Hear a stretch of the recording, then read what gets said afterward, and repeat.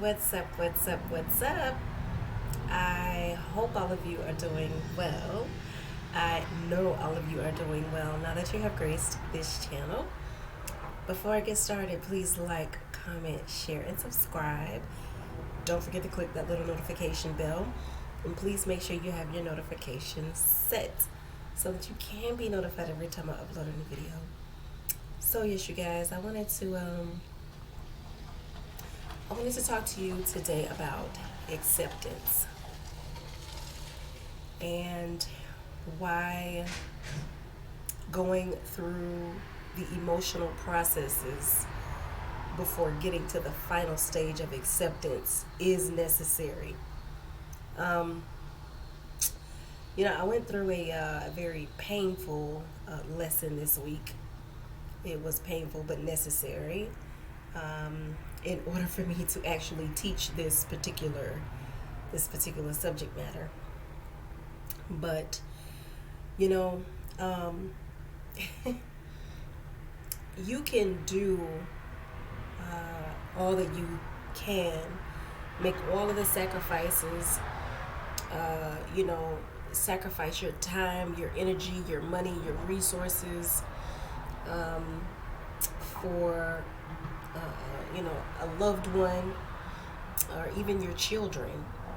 And they can turn around one day and tell you that, hey, listen, I never asked for you to do these things for me.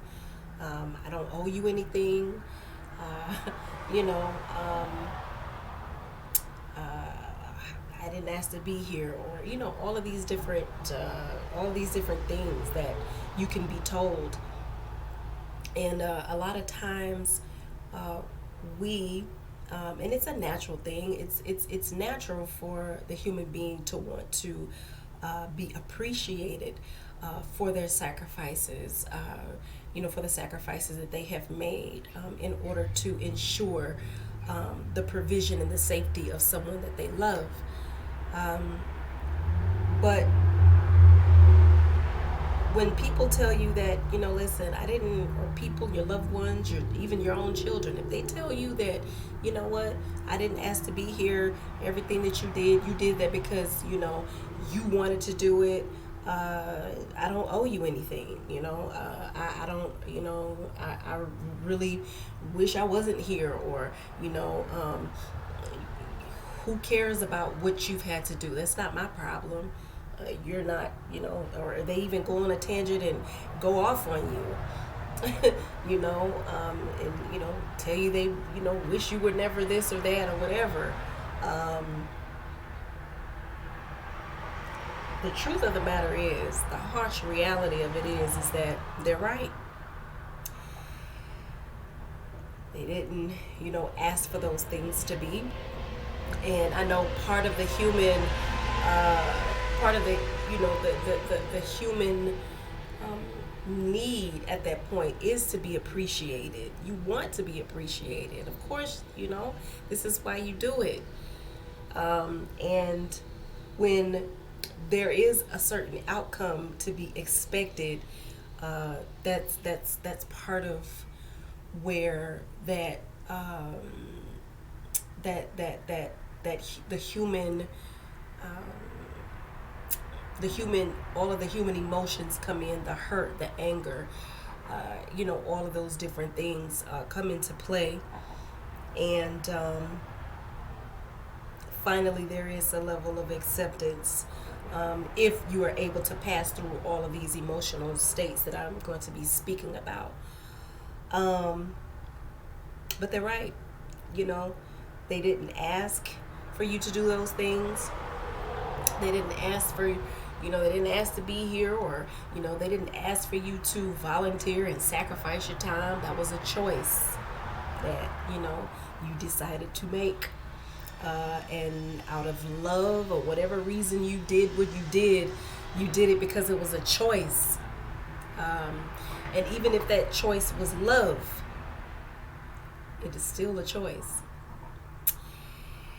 And I had to go through some very painful some very painful emotions to get to the state that I am in now, which is complete acceptance. And the first emotion is denial. Like, when things got heated, and keep in mind, people who are angry and people who are drunk usually tend to uh, they usually tend to tell the truth, because anger is such a very it's such a it's an emotion that is rooted in passion. So that is that is all anger is. It's really passionate truth. Um, and so hearing those things, even though they were coming out of anger, this is how this person really felt, and I didn't want to believe it. I was in denial, like I can't believe this happened, and I went through that denial phase for a little while, and then came the anger. I was like, to think that this mother, after all I've done, after all the sacrifices, after, then that comes, and the anger, it came. And then after the anger came this bargaining. Well, maybe I could have been more this. Maybe I should have been more like that. Or if I could have, prevented this situation from happening, that situation from happening, it could have been a totally different outcome. I went through that. And then finally, I said to myself, everything that I've done them out of love. And I have to accept that this person doesn't even accept me. They don't even accept me. I have to accept that. And then I came to the process of assimilation. Well, now, how do I work with all of this acceptance? I have come to a conclusion that although I accept all of this, because everything that I've done, I did it out of love. I can accept everything that was said out of love, but I no longer have to accept that person into my life.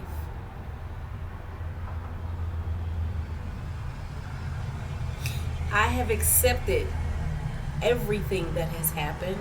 I have come to peace with it, but I also do not have to accept that person into my life.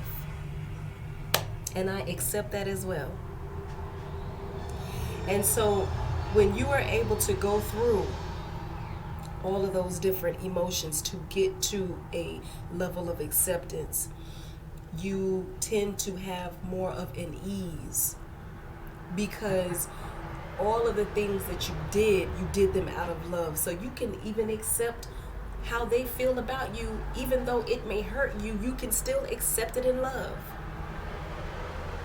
And simultaneously no longer accept that type of person or behavior into your life.